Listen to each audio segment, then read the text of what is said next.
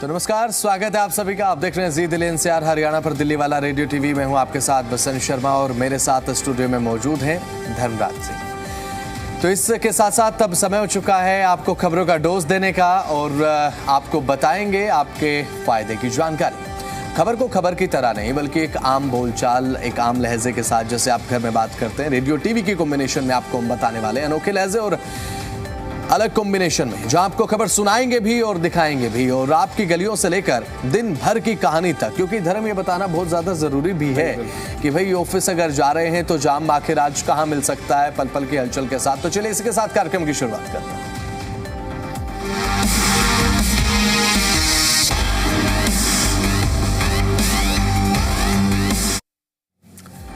तो धर्म, अब गर्मी बहुत ज़्यादा हो रही है, तो दिल्ली में अब पानी की प्यास बुझाने का तरीका भी मुझे लगता है कि हाईटेक हो गया है। देखिए, अब सब कुछ हाईटेक हो रहा है तो ये भी हाईटेक हो जाए, बुराई क्या है इसमें। बिल्कुल।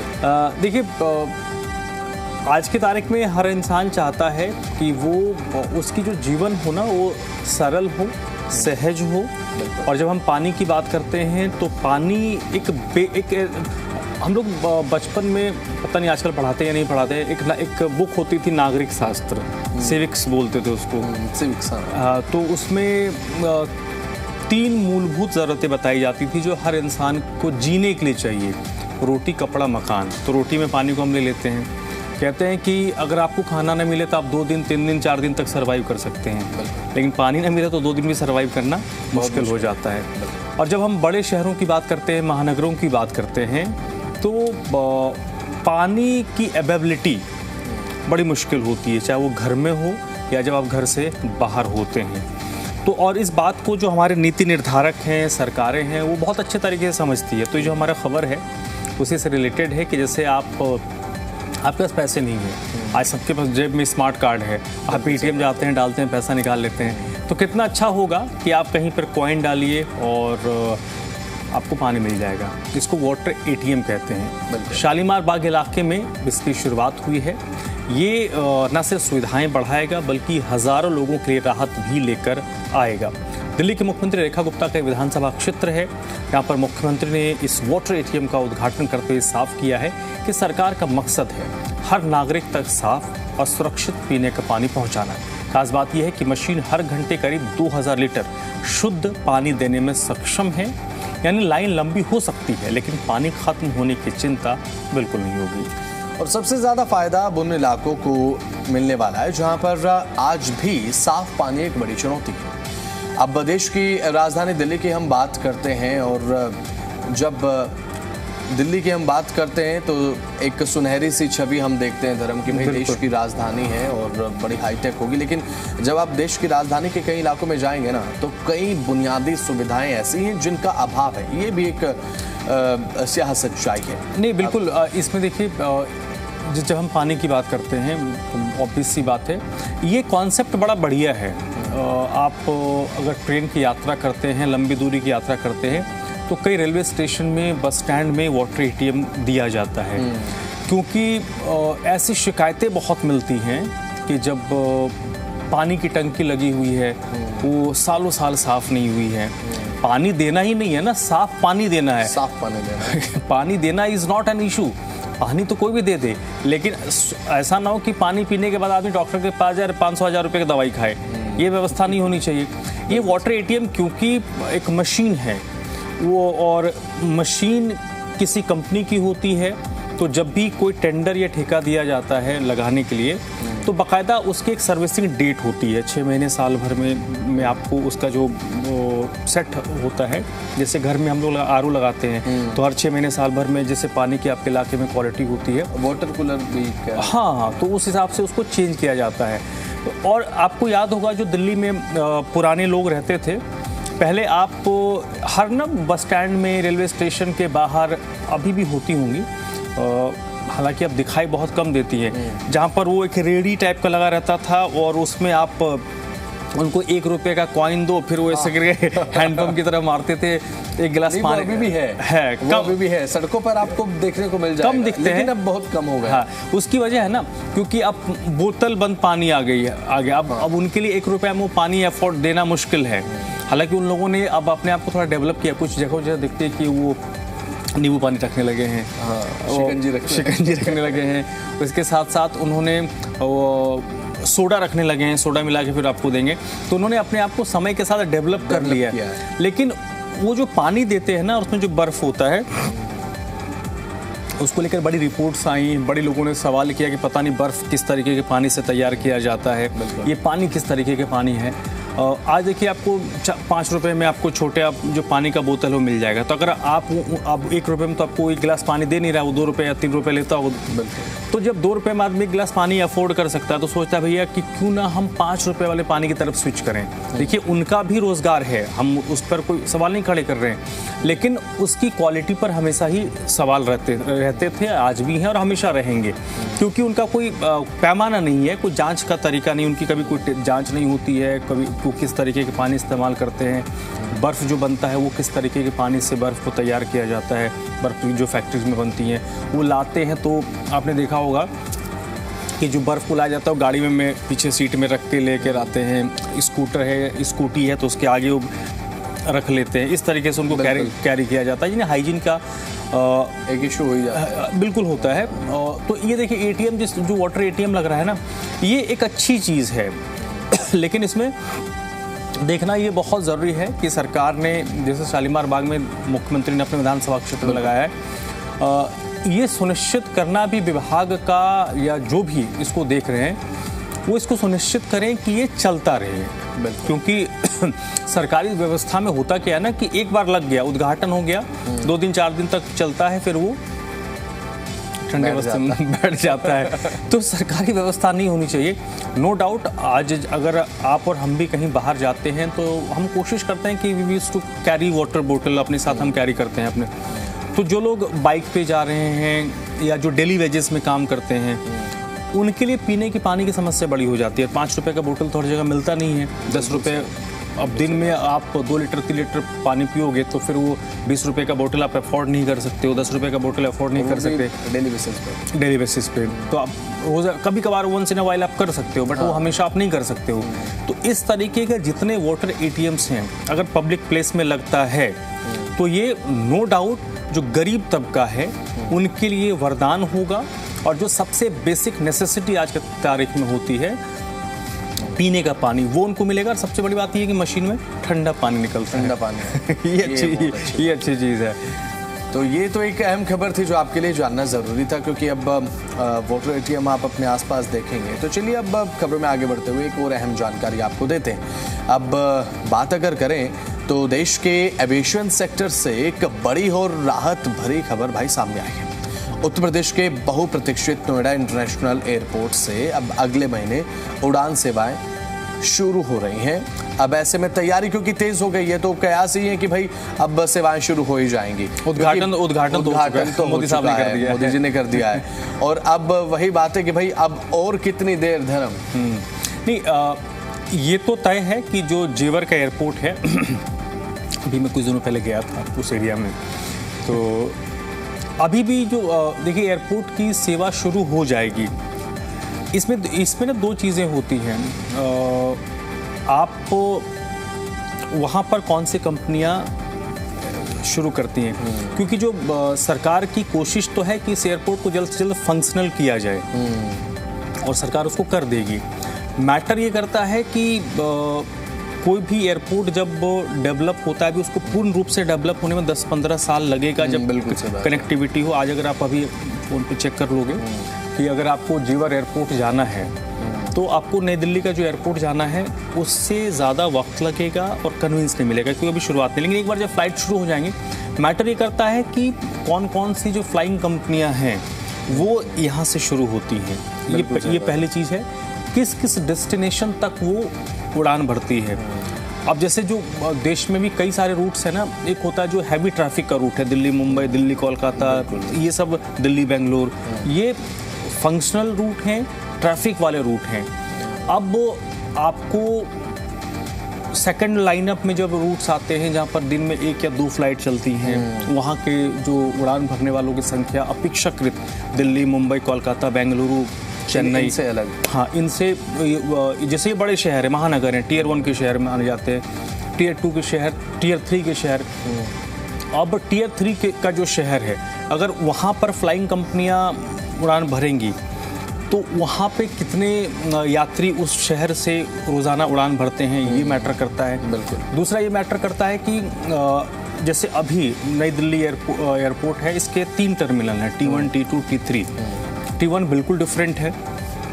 T3 ज़्यादातर लोगों की कोशिश ये होती है कि वो T3 से उड़ान भरे, क्योंकि उसकी ज़्यादा इंटरनेशनली, बल्कि इंटरनेशनली भी है, लोकल में भी होता क्या है कि आप जब मेट्रो कनेक्टिविटी है, आप मेट्रो से निकले और सीधे T1 के एंट्री में पहुंच गए। बिल्कुल। T2 के लिए क्या है कि वो शटल बसेस चलती है, लेकिन लोगों को जानकारी नहीं होती, और लोगों को मेट्रो से निकलने के बाद आपको लंबा ना वॉक करना पड़ता है 10-15 मिनट का T2 के लिए। बहुत लोगों को रूट नहीं पता, जो रेगुलर फ्लाई करने वाले उनको तो रूट पता होता है। T1 बिल्कुल डिफरेंट है, और अगर T1 से आपको T1 से T2 या T3 की ओर ट्रैवल करना है तो शटल बसेस चलती हैं, फिर वो बाहर निकलो, बस में बैठो, बस भरेगी, फिर वो जाएगी, तो एक टाइम बिल्कुल किल होता है। मुझे लगता है कि अब सरकार को इस तरफ भी ये देखना होगा कि भाई आप कनेक्टिविटी जेवर के साथ किस तरीके से बाय रोड जोड़ते हैं, क्योंकि चलिए ठीक है आप नहीं, देखिए प्लानिंग तो है। हाँ। एक्सप्रेसवे का है, उधर पलवल की तरफ से, फरीदाबाद की तरफ से एक हाईवे को कनेक्ट करने का है, इधर से कई सारे रूट्स डेवलप किए हैं, बट वो बनने में भी 5 साल, 7 साल, 10 साल लगेंगे। हाँ। मेट्रो के भी प्लानिंग है, उसमें भी 10 साल टाइम लगेगा। दूसरा ये है ना कि मैंने जैसा कहा कि क्या जो बड़े देश की घरेलू पॉकेट फ्रेंडली एयरलाइंस हैं, क्या उनका संचालन होगा? जैसे कि आज एक इंडिगो एक कंपनी है, वो देश में सबसे पॉकेट फ्रेंडली जहाज है जिससे लोग उड़ान भरते हैं। बिल्कुल सही बात। और सबसे ज्यादा मतलब घरेलू उड़ानों में तो यूज भी पॉकेट फ्रेंडली भी है, और सबसे ज्यादा उनकी मतलब 60% से ऊपर उनका मार्केट शेयर है। तो क्या वो कंपनी जेवर से उड़ान भरेगी? क्योंकि इनकी भी तो बुकिंग होती है ना। सही बात। जैसे कई सारी कंपनियां हैं कि फ्लाइंग कंपनियां हैं जो T1 से उड़ान भरती है, फिर T2, T3 से उनका कोई संबंध नहीं है। अगर आपने उस कंपनी की फ्लाइट ली है, तब आपको T1 ही जाना पड़ेगा। कुछ पहले जो इंडिगो है, वो उसकी सारी जो घरेलू उड़ान थी वो T2 से चलती थी, बाद में वो T3 की तरफ शिफ्ट हुई है। तो देखना यह है कि कौन कौन सी बड़ी कंपनियां यहाँ पर आती हैं, देखने की बात है, और किन किन शहरों से इसकी कनेक्टिविटी होती है। एक बार जब जहाज उड़ने लगेगा और जहाज उतरने लगेगा ना, तो ये जो ओला उबर टाइप की जो सर्विसेज हैं वो तो शुरू हो जाएंगी। दूसरा, सरकार को ये भी देखना होगा कि ओला उबर की जो सर्विसेज हैं वो लोगों को काटे नहीं। अब तो भारत टैक्सी लेगी सरकार। आप जो भारत टैक्सी का भी अलग खेल है। तो मतलब ये ऐसा ना हो कि अगर कोई नोएडा से IGI एयरपोर्ट जा रहा है तो उसको ओला उबर में 700 पड़े, और वो अगर जेवर जा रहा है तो उसको 1400 पड़े। आदमी बोलेगा मैं वहाँ क्यों ना जाऊँ। ये बात भी बिल्कुल सही। ये चीज़ मुझे लगता है कि सुधारने की कोशिश आने वाले समय में सरकार को इन चीज़ों को ध्यान रखना पड़ेगा। जब ही इस एयरपोर्ट को प्रैक्टिकल आप बना सकते हैं कि भाई, वरना ये ना हो कि भाई आपने इतना बड़ा इन्वेस्टमेंट जेवर एयरपोर्ट में कर दिया और उसके बाद वहाँ पर पब्लिक अब इसीलिए नहीं जा पा रही है क्योंकि आप वहाँ तक वो कन्वेंस डेवलप नहीं कर पाए। तो चलिए इसी के साथ अब आगे बढ़ते हैं। अब राजधानी दिल्ली से न्यायपालिका का एक अहम और मानवीय पहलू देखने को मिला है। अब दिल्ली हाई कोर्ट ने दिल्ली सरकार को अब खुली जेल यानी कि ओपन जेल की व्यवस्था शुरू करने के लिए एक ठोस योजना तैयार करने का निर्देश दिया है, और ये अपने आप में बहुत ज़्यादा अहम है। ये भी अच्छी चीज़ है। जैसे कि कई राज्यों में ओपन जेल का कॉन्सेप्ट है, कई राज्यों में, और वो बड़ा सक्सेसफुल है। अभी जो हरियाणा के जेल मंत्री हैं, उन्होंने ओपन जेल तो नहीं, बट उन्होंने एक कॉन्सेप्ट, अभी मैंने कुछ दिन पहले मैंने खबर पढ़ी थी, आपने पढ़ी होगी पसंद, वो बड़ी अच्छी चीज़ थी कि जैसे जेल के बाहर पेट्रोल पंप डेवलप किया गया है, पेट्रोल पंप लगाया गया है, और उसके जितने एम्प्लॉयज़ हैं वो कैदी हैं। ये ज़रूरी है। हाँ, और जेल के अंदर जो सजा याफ्ता, 2 तरह के कैदी होते हैं, अंडर ट्रायल होते हैं, सजा याफ्ता होते हैं। जो सजा याफ्ता हैं 10 साल, 15 साल, 20 साल आजीवन कारावास की सज़ा काट रहे हैं, उनको हुनरमंद बनाया जाता है, अलग अलग काम उनको सिखाया जाता है जो उनके इंटरेस्ट फील्ड का है, ताकि जब वो बाहर से आएँ, जब वो जेल से बाहर आएँ दुनिया में, तो उनको रोज़ी रोटी का, अगर आपने 20 साल जेल में काट लिया तो जब आप जेल से बाहर छूटेंगे तो ऐसा ना हो कि आप मुख्य धारा से बिल्कुल कट जाएं। बिल्कुल सही। आप में वो हुनर होना चाहिए, क्योंकि आप जब बाहर आएँ तो रोजी रोजगार का आप जुगाड़ कर लें, नहीं तो फिर आप पैसा कमाने के लिए, रोजी रोजगार के लिए फिर उसी अपराध के रास्ते में जाएंगे।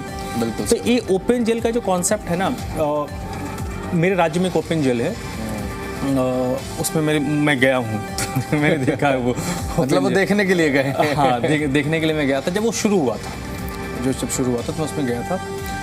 वो इतना मतलब वो लगता नहीं है कि कहने को जेल होता है, बट वो जेल है। और उसमें बाकायदा ये होता है, टाइमिंग होती है कि आप सुबह 7 बजे निकलो, आप कहीं बाहर काम उम करते हो तो काम उम करके आ जाओ, फिर आप निगरानी तो होती होगी? कोई निगरानी नहीं करते। आपको जब सामान्य जेल से ओपन जेल में तभी शिफ्ट किया जाता है जब जेल प्रबंधन आपके 2 साल, 4 साल, 5 साल के बिहेवियर को मॉनिटर करता है।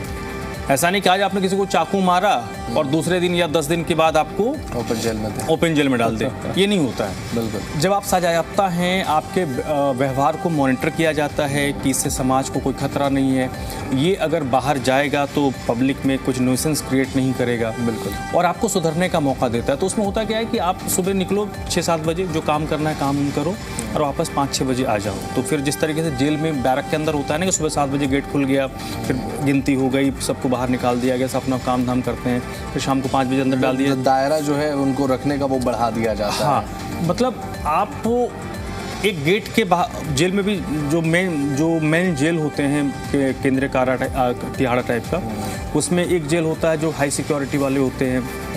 कुछ में होता है जिसमें आप कुछ कैदी होते हैं जो प्ले ग्राउंड, कैंटीन तक जा सकते हैं। कुछ लोग उससे बाहर जो एक व्यवस्था होती है जिसमें जेल के वार्डन होते तो वहाँ तक की वो उनकी रीच अलग ही रोला जेल में ठीक है। और उसके बाद मेन गेट होता है जहाँ से बाहर नहीं जा सकते। ओपन जेल में है क्या, घर की तरह बना होता है, आप खुद खाना भी बना, कई जगहों पर तो ये व्यवस्था होती है कि लोग खुद राशन लेके आते हैं, खुद अपना खाना बनाते हैं। जो आपको लेके आना है आप लाइए, बनाइए, खाइए, आप बाहर चले जाइए। तो ये अगर दिल्ली में होता है, जैसे दिल्ली में पहले तो तिहाड़ जेल था, अब तो कई सारे जेल हो गए हैं, तो इसमें जो कैदी वाकई, क्योंकि जेल को ना सुधार गृह कहा जाता है। बिल्कुल। तो अगर कोई वाकई सुधर रहा है तो उसको और ज़्यादा सुधरने का मौका दिया जाना चाहिए। ये पर अगर दिल्ली में होता है तो दिल्ली की जेलों में जो हज़ारों कैदी इस वक्त बंद हैं और जो समाज जो अपनी किए गए गलती को पछतावा के तौर पर ले रहे हैं और वो चाहते हैं कि उनको समाज और सिस्टम एक मौका दे, तो नो डाउट इसके लिए सुप्रीम कोर्ट के से निर्देश आया कि हर राज्य और केंद्र शासित जो प्रदेश है वो ओपन जेल के प्रबंधन के लिए एक निगरानी समिति बनाए। इस समिति की जो अध्यक्षता है वो राज्य विधिक सेवा प्राधिकरण के कार्यकारी अध्यक्ष या उनका जो प्रतिनिधि होता है वो करेगा। अदालत ने ये भी कहा है कि गृह विभाग जल्दी एक रणनीति तैयार करे जिससे योग्य कैदियों की पहचान कर उन्हें खुले जेल में ट्रांसफर किया जाए। माना ये भी जा रहा है कि पहले जेल सुधार प्रणाली में बड़ा बदलाव लाया जा सकता है, जिसमें मैंने कहा ना जेल सुधार गृह है, तो आपको ये देखना है कि वाकई आप सुधारना चाहते हो, उसको डंडा मारना चाहते हो, ये मसला है। तो ओपन जेल का कॉन्सेप्ट बहुत अच्छा है मेरे हिसाब से, और कई जगहों पर ये बहुत सक्सेसफुल हुआ है। देखिए पता है क्या, कई एक जगहों पर तो ताक लग ही जाता है। बिल्कुल। तो अब ऐसा नहीं है कि जेल में देश में इतने सारे जेल हैं, अगर 2-4 कैदी साल 2 साल में भाग गए तो पूरा जेल से कॉन्सेप्ट ही खराब है, ऐसा तो है नहीं है। अगर लाखों के कैदी 2-4 साल 2 साल में भाग रहे हैं तो उसको बंद तो नहीं किया जा सकता। अगर ओपन जेल है उसमें 1-2 कैदी कुछ कर दे गड़बड़ तो कॉन्सेप्ट खराब नहीं है। हाँ, लेकिन उसके लिए थोड़ी तैयारियां मुझे लगता है कि और अच्छे से होनी है। अब तो चलिए इसी के साथ आगे बढ़ते हैं। अब दिल्ली में अब गाड़ी चलाना सिर्फ एक स्टार्ट बटन दबाने का खेल नहीं रह गया है, बल्कि पीयू से दिखाओ तभी फ्यूल आप पाओ। ये जो नियम है वो लागू तो हो गया है, लेकिन अभी भी धर्म लगातार ये देखने को मिल रहा है कि लोग बिना पोल्यूशन सर्टिफिकेट के ही पेट्रोल पंप पर जा रहे हैं, पेट्रोल भरवा रहे हैं, कोई पूछने वाला नहीं है। ठंडे बस्ते में चला गया है वो, मुझे लगता है। मुझे ये समझ नहीं आता कि जो अधिकारी बनाते हैं ऐसे नियम वो क्या सोच के बनाते हैं और उनकी क्या माइंडसेट होता है, मुझे नहीं पता। आपने एसी रूम में बैठ के आपने एक आदेश पारित कर दिया, भाई ग्राउंड में उसको इम्प्लीमेंट कौन करवाएगा? ये सही बात है। अब पेट्रोल पंप वाला वहाँ पेट्रोल भरेगा, पेट्रोल पंप कर्मी ना कोई किसी से झगड़ा करेगा, कोई अपने इलाके का गुंडा होगा, माफिया होगा, दबंग होगा, वो आ गया 4 लड़के लेके तेल भराने के लिए और उसकी गाड़ी में तो क्या वो पीयूसी पहले चेक करेगा ना, उसको तेल भरेगा? और अगर उसने मांग लिया और उसने अगर उसको थप्पड़ मार दिया तो फिर पेट्रोल पंप वाला क्या करेगा? आपको याद होगा अभी दिल्ली में कुछ दिनों पहले जब ये 10 साल वाला कॉन्सेप्ट हुआ था कि जिसमें सरकार ने यूटर्न लिया था पिछले साल, रेखा गुप्ता सरकार ने, कि जो डीजल गाड़ियां हैं 10 साल और पेट्रोल है अगर 15 साल से ऊपर हो गई तो उनको पेट्रोल डीजल नहीं दिया जाएगा।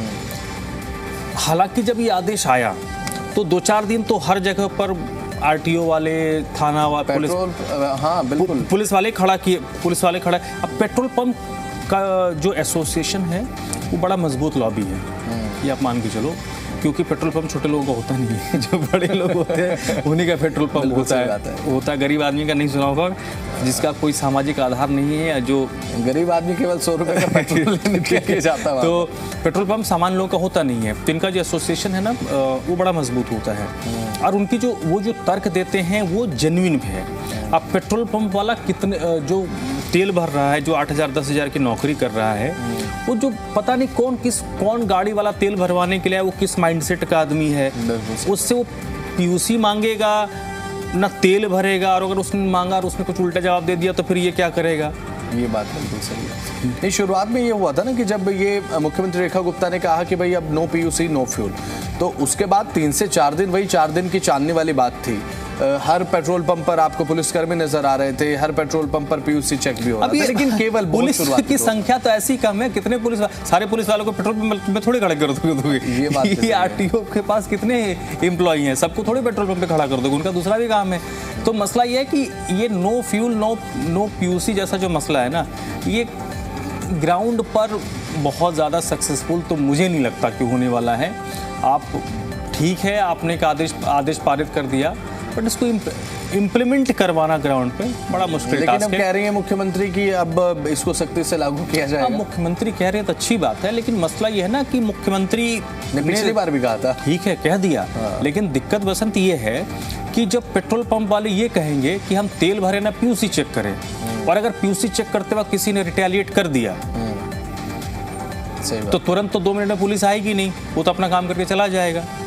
ये बात तो है, हजारों पेट्रोल पंप है, ये बात तो है। और मुझे लगता है कि बिल्कुल सही धर्म ने कहा, क्योंकि धरातल पर आपको लगातार मॉनिटरिंग भी करनी चाहिए। अगर एक आपने फैसला लिया है, कोई फैसला आपने सुना दिया कि भाई ये डिसीजन नहीं, इसमें एक क्यों हम नेक्स्ट खबर की जाएंगे तो एक लाइन में बता देता हूँ। अगर मेरे गाड़ी का पीयूसी खत्म होने वाला है, ठीक है, तो मेरे पास 15 दिन पहले से मैसेज आने लगता है कि आपका पीयूसी खत्म होने वाला है, आप करवा लो। मैसेज आते होंगे सबके पास। तो जब मेरे पास मैसेज आ रहा है तो ट्रैफिक डिपार्टमेंट के पास नहीं जाता, उनके पास भी जा सकता है। आप फिर मॉनिटर करो उस गाड़ी को। ये बात बिल्कुल सही है, और ये बिल्कुल एक की पॉइंट धर्म ने बताया कि जो मैसेज हमें मोबाइल में रिसीव होता है, जब आपका पोल्यूशन सर्टिफिकेट एक्सपायर होने के 15 दिन पहले आपको एक नोटिफिकेशन आता है, तो ट्रैफिक डिपार्टमेंट आरटीओ को भी वो जो नोटिफिकेशन है वो जा सकता है। उसके बाद उस गाड़ी को आप मॉनिटर करना शुरू करें 5 दिन पहले कि वो रिन्यू कराया गया है या नहीं कराया गया। तो चलिए इसी के साथ अब खबरों में आगे बढ़ जाते हैं। साउथ दिल्ली के लोगों के लिए एक ऐसी खबर जो कि रोज रोज के ट्रैफिक जाम से जूझने वाले चेहरों पर एक मुस्कान ला सकती है। अब आउटर रिंग रोड पर घंटों तक रेंगती हुई गाड़ियों का सिलसिला धीरे धीरे खत्म होने वाला है, क्योंकि सरकार लेकर आई है 2 नए हाफ फ्लाईओवर का एक प्लान। सोचिए, वो रास्ता जहां पर सुबह शाम गाड़ियों का एक्सेलरेटर दबाने से ज्यादा ब्रेक दबाना पड़ता था, वहां पर गाड़ी बिना रुके अगर फराटा भरे तो आपको कैसा लगेगा? अच्छा लगेगा, ऑब्वियस सी बात है। और सावित्री सिनेमा और कालकाजी इलाके में बनने वाले ये फ्लाईओवर न सिर्फ जाम कम करेंगे, बल्कि आईजीआई एयरपोर्ट तक का सफर भी काफी हद तक सिग्नल फ्री हो जाएगा। अभी धर्म और मैं बात कर रहे थे इससे पहले जेवर एयरपोर्ट के कनेक्टिविटी को सुधारने के लिए, लेकिन यहाँ पर कनेक्टिविटी नहीं, ये जो रूट है ना, ये वाकई सिरदर्द वाला रूट है। ये बड़ा सिरदर्द वाला रूट है, ये बिल्कुल आपने सही कहा। ठीक है, क्योंकि कई बार एयरपोर्ट जाते वक्त मैं भी फंसा हूँ। मैं कोशिश इसलिए जो कोशिश ये होती है, क्योंकि वो जो रूट है ना, नेहरू प्लेस, सावित्री सिनेमा, उसके बाद Chirag Delhi, Green Park, IIT, Munirka, Vasant Vihar, पूरा जो रूट है वो मेन लाइन है, और उसमें चारों तरफ फिर ट्रैफिक डाइवर्ट होता है उस रूट पे। तो जो पीक आवर के अलावा हमेशा मतलब उस रूट में आपको राहत कम ही मिलेगी। कई लोग होता है ना कि भाई ये 8:30 बजे से 10 बजे तक इस रूट पे अवॉइड कर दो और शाम को 6 बजे से 8 बजे तक अवॉइड कर दो, जो ऑफिस आवर होते हैं, बाकी टाइम ठीक ठाक है। वो रूट रात को 11 बजे भी बिजी रहता है। हाँ। क्योंकि बड़ी बड़ी गाड़ियां चलती हैं, 2 गाड़ियां लग गई अगर एक साथ तो निकलना मुश्किल, तो आप फिर पीछे खड़े रहो फिर आप निकल नहीं सकते। ये स्थिति होती है उस रूट पे हमेशा ही। और क्योंकि वो एयरपोर्ट का रूट है, एयरपोर्ट जाने वाले जो लोग हैं वो उनके लिए वही रूट है। अगर आप नोएडा गाजियाबाद से भी जा रहे हैं तो एक तो दूसरा रूट है, एक रूट ये रूट है। तो ऑब्वियस सी बात है कि ये अगर होता है तो अच्छा ही होगा, लोगों को राहत मिल जाएगी। तो चलिए अब इसी के साथ बात करते हैं वेदर को लेकर, क्योंकि अब बात जब हम मौसम को लेकर कर रहे हैं तो जाहिर सी बात है 40-42 डिग्री तापमान पहुंच रहा है। तो अब ऐसे में आपको अपना ख्याल रखने की बहुत ज़्यादा ज़रूरत भी है। और दिल्ली का तापमान देख लीजिए, मैक्सिमम 42 डिग्री सेल्सियस। ये वो तापमान है जिसमें लोगों के पसीने छूट जाते हैं। और अभी अब धर्म मैं ये सोच रहा हूँ कि अभी हम इस तापमान की चिंता करें या फिर आने वाले 2 महीनों की चिंता करें। नहीं, अभी तो ये 40, देखिए नोएडा का 40 है, दिल्ली का 42 है। तो अभी आप मान कर चलिए कि अभी तो और ये जो ग्राफ है ना ऊपर जाएगा। बिल्कुल सही बात। ठीक है। और ये बदलाव इसलिए भी लोगों को परेशान कर रहा है कि पहले, आज से 10 दिन पहले क्या होता था, दिन में गर्मी होती थी, रात को ठंडी होती थी। अब रात में भी जो हवा चल रही है ना, जिसको हम लू कहते हैं, तो ये थोड़े दिनों के बाद 2 दिन 3 दिन के बाद आपको ये महसूस होगा कि रात के वक्त भी आपको लू के थपेड़े पड़ रहे हैं। बिल्कुल। तो चलिए इसी के साथ अब पेट्रोल डीजल अपडेट आपको दे देते हैं। पेट्रोल दिल्ली में अगर आप लेने जाएंगे तो आपको मिलेगा 94 रुपये 77 पैसे पर लीटर। डीजल की कीमत दिल्ली में 87 रुपये 67 पैसे प्रति लीटर है। CNG 77.09 प्रति किलोग्राम के हिसाब से, माफ कीजिएगा। और नोएडा में पेट्रोल की कीमत 95 रुपये 12 पैसे है। डीजल की कीमत 88 रुपये 29 पैसे है। CNG आपको मिलेगी पर किलोग्राम के हिसाब से 85 रुपये 71 पैसे में। और गुरुग्राम में पेट्रोल की कीमत 95 रुपये 65 पैसे प्रति लीटर है। डीजल की कीमत है 88 रुपये 10 पैसे प्रति लीटर। CNG पर केजी के हिसाब से 82.12 रुपये प्रति किलोग्राम के हिसाब से। इसके अलावा बात अगर पेट्रोल डीजल के अलावा अगर हम करें, आगे बढ़ते हैं, सोने चांदी की बात अगर करें तो सोने चांदी की बात करते हुए धर्म, क्योंकि अब एक थोड़ी सी गिरावट है। सोने के दाम 24 कैरेट पर 10 ग्राम अब 1,51,970 रुपये प्रति 10 ग्राम के हिसाब से। बिल्कुल।